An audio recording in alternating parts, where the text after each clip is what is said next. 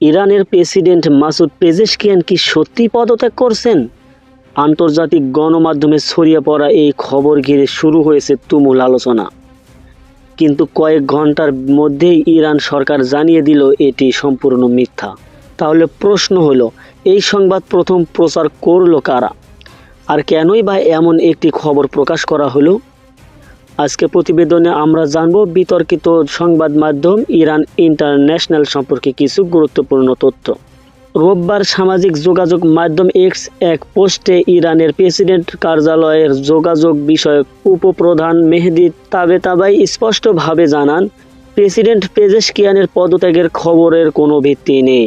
তিনি বলেন, president Pezeshkian ইরানি জনগণের সেবার দায়িত্ব থেকে সরে দাঁড়াবেন না এবং দেশ জাতীয় ঐক্য ও সংহতির পথেই এগিয়ে যাবে।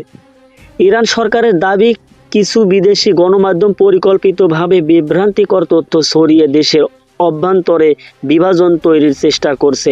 আর সেই অভিযোগের কেন্দ্রবিন্দুতে রয়েছে ইরান ইন্টারন্যাশনাল নামের একটি সংবাদ মাধ্যম। কিন্তু এই ইরান ইন্টারন্যাশনাল আসলে কারা? উইকিমিডিয়া এবং বিভিন্ন আন্তর্জাতিক প্রতিবেদনের তথ্য অনুযায়ী ইরান ইন্টারন্যাশনাল লন্ডন ভিত্তিক প্রতিষ্ঠান, ভোলান্ট মিডিয়া ইউকে লিমিটেডের মালিকানাধীন।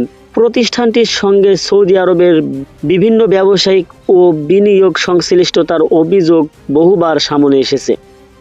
2018 সালে ব্রিটিশ সংবাদপত্র দ্য গার্ডিয়ান এর এক প্রতিবেদনে দাবি করা হয়, চ্যানেলটির জন্য প্রায় $250 মিলিয়ন তহবিল সরবরাহ করা হয়েছিল, যদিও এ নিয়ে বিভিন্ন পক্ষের ভিন্ন ভিন্ন বক্তব্য রয়েছে।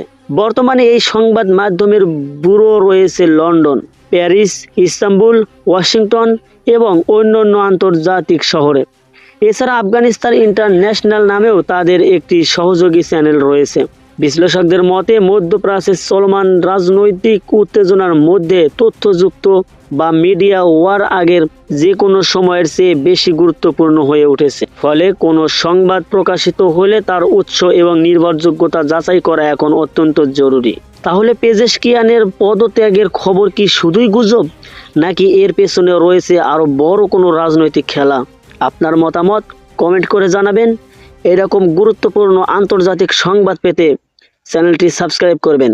সঙ্গে ছিলাম Mehedi Hasan, pulse vista news.